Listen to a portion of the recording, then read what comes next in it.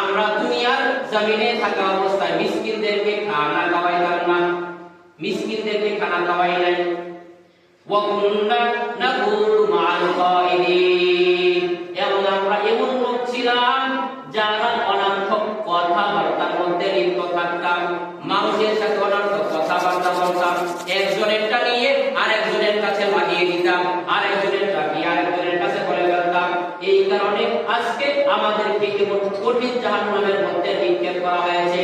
আরেকটা কারণ হলো আমরা দুনিয়ার জমিনের মধ্যে থাকা অবস্থায় মনে করতাম কোনদিন আল্লাহ তাআলার সামনে দাঁড়াইতে হতো না।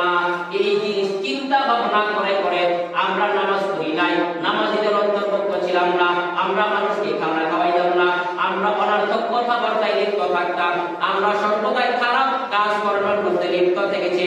এই জন্য আজকে আমরা জাহান্নামী, এই জন্য আল্লাহ তাআলা আমাদেরকে জাহান্নাম দান করেছে। আর